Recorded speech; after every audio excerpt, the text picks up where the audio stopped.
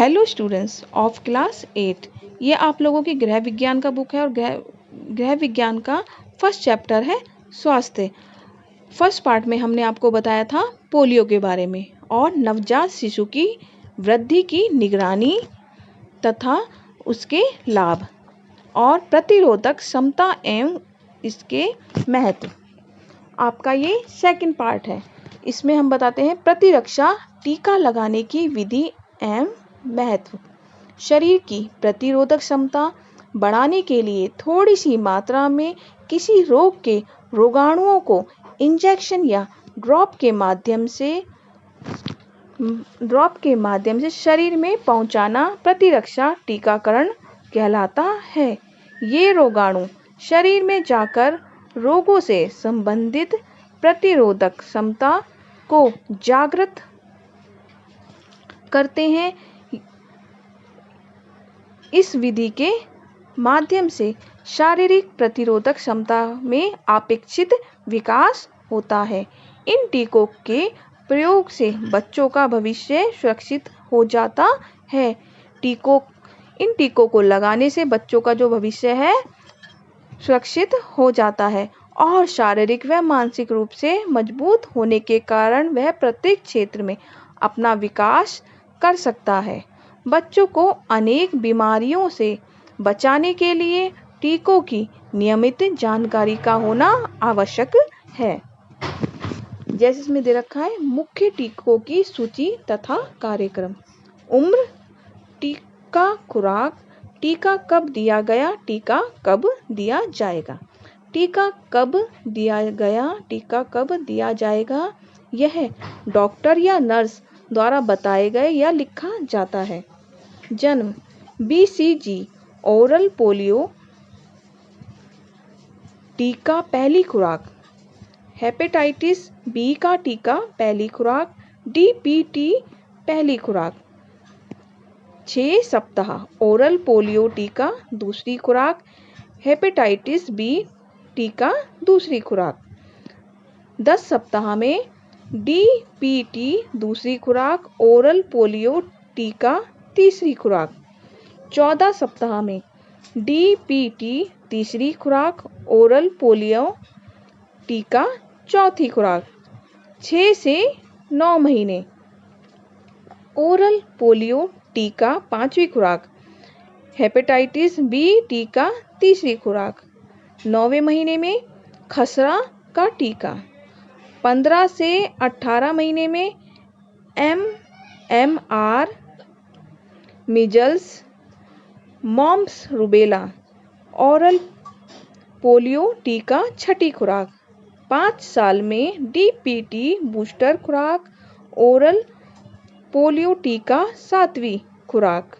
10 साल में TT tetanus booster खुराक हेपेटाइटिस बी टीका बूस्टर खुराक। 15 से 16 साल में TTT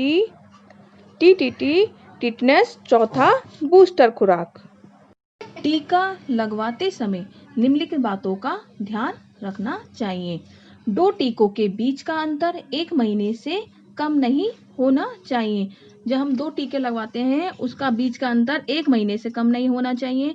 सर्दी जुकाम खांसी बुखार आदि होने पर भी टीका लगवाना बंद नहीं करना चाहिए। यदि कोई टीका समय पर नहीं लगा हो तो 1 महीने के अंतराल में 2 टीके लगवाएं। डॉक्टर या नर्स की उचित सलाह के पश्चात ही टीका लगवाएं। उनसे टीका संबंधित जानकारी लें। नर्स या डॉक्टर की उचित सलाह से ही टीका लगवाएं और उनसे टीका संबंधित जानकारी लें।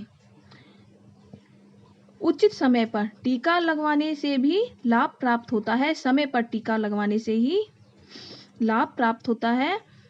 निर्धारित समय पर आवश्यकता अनुसार बूस्टर खुराक दिलाना रोग से पूर्ण बचाव हेतु आवश्यक है। टीके की सुई संक्रमण रहित तथा सुरक्षित हो। टीके की जो सुई है वो नई हो। टीका लगवाने के पश्चात यदि बच्चे को बुखार आ जाए तो यह संकेत है कि प्रतिरोधक टीका शरीर की प्रतिरोधक क्षमता को विकसित कर रहा है। बीसीजी के टीके लगवाने पर यदि 3 माह तक उस स्थान पर फफोले ना पड़े तो चिकित्सक को दिखाएं। बीसीजी के टीके लगवाते समय 3 महीने तक उस स्थान पर अगर फफोले ना पड़े तो चिकित्सक को दिखाएं, डॉक्टर को दिखाएं। 9 माह से पूर्व बच्चे को खसरे का टीका नहीं लगाना चाहिए। 9 महीने से पहले बच्चे को खसरे का टीका नहीं लगवाना चाहिए।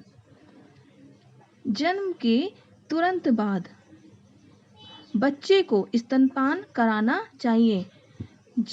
जन्म के तुरंत बाद माँ को बच्चों को स्तनपान कराना चाहिए, क्योंकि माँ के प्रारंभिक दूध में कोलेस्ट्रम की मात्रा होने से बच्चे में प्रतिरोधक क्षमता का विकास होता है। अतः यह दूध बच्चे के लिए बहुत उपयोगी है या लाभदायक है। प्रमुख रोग एवं उनके उपचार। क्वाशियरकर, यह रोग मुख्यतः बच्चों में प्रोटीन की कमी से होता है। इस रोग से बच्चों का शारीरिक विकास अवरुद्ध हो जाता है। जो शारीरिक विकास होता है उनका रुक जाता है, शरीर सूज जाता है तथा भूख कम लगती है। बालों की चमक खत्म हो जाती है या कम हो जाती है तथा त्वचा पे काले चकत्ते पड़ जाते हैं। आंखों में कमजोरी आ जाती है। क्वाशियरकर का उपचार। क्वाशियरकर रोग में निम्नलिखित उपचार करना चाहिए। जैसे बच्चों को प्रोटीन युक्त आहार जैसे मटर, मूंग, चना, अरहर, सोयाबीन आदि का सेवन करना चाहिए। पनीर, फल एवं सब्जियों को अपने आहार में शामिल करना चाहिए। रिकेट्स या सूखा रोग। रिकेट्स या सूखा रोग क्या है? शरीर में कैल्शियम की कमी से होने वाले रोग को सूखा रोग या अस्थि दुर्बलता कहते हैं। बालक के शारीरिक विकास में विशेषतः कैल्शियम तथा फास्फोरस जैसे तत्व हड्डियों और दांतों के निर्माण में सहायक होते हैं। इनके अभाव से शरीर अत्यंत दुर्बल हो जाता है तथा त्वचा सूख जाती है। विटामिन डी की कमी से यह रोग होता है। इसके कारण अस्थि तंत्र का विकास सुचारू रूप से नहीं होता। रिकेट्स या सूखा रोग का उपचार। विटामिन डी युक्त भोजन करने तथा सूर्य स्नान करने से इस रोग में लाभ मिलता है। कैल्शियम व फास्फोरस युक्त पदार्थ विटामिन डी की उपस्थिति में लाभदायक होते हैं। अतः तीनों की समान मात्रा अपने व अपने बच्चों के आहार में शामिल करनी चाहिए। जैसे दूध, दही, पनीर, अंडा, दाल, फल तथा पत्तेदार सब्जियों का प्रयोग करना चाहिए। रक्ताल्पता क्या है?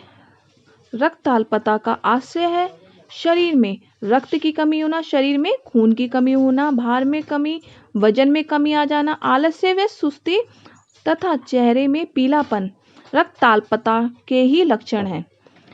कुपोषण के परिणाम स्वरूप रक्त में लाल रक्त कणिकाओं का निर्माण होना कम हो जाता है, जिससे रक्त में हीमोग्लोबिन की मात्रा भी कम हो जाती है। इनके कारण क्या है? असंतुलित भोजन करना, रक्त का अधिक मात्रा में बह जाना, खून का अधिक मात्रा में बह जाना, डिप्टीरिया, गठिया जैसे रोगों में लगातार प्रभावित होना, दूषित वातावरण। इसके लक्षण क्या है? होठों की जो लालिमा होती है वो कम हो जाती है, मेहनत के कार्य में असमर्थ हो जाना, मेहनत का कार्य वो नहीं हो पाता हमसे, उसमें हम असमर्थ हो जाते हैं। भूख का कम लगना, आलस्य एवं सुस्ती का होना, सिर दर्द रहना। इसके उपचार क्या है? उचित चिकित्सीय परीक्षण द्वारा लौह तत्व युक्त भोज्य पदार्थ जैसे पालक, बंद गोभी, चुकंदर आदि का सेवन करना, दूषित भोजन एवं पानी के बचाव तथा संतुलित आहार लेना। लौह तत्व शरीर में 4 से 5 ग्राम तक उपस्थिति होते हैं। इसकी 70% मात्रा हीमोग्लोबिन में तथा 30% मात्रा वृक्क तथा अस्थि मज्जा में होती है। लौह तत्व की आवश्यकता उम्र एवं श्रम के आधार पर होती है। 1 से 20 वर्ष तक 15 से 20 मिलीग्राम, पौण महिला 20 मिलीग्राम, गर्भवती महिला 40 मिलीग्राम, दुग्ध पान कराने वाली महिला 30 मिलीग्राम। इस प्रकार आपका ये फर्स्ट चैप्टर कंप्लीट होता है। धन्यवाद।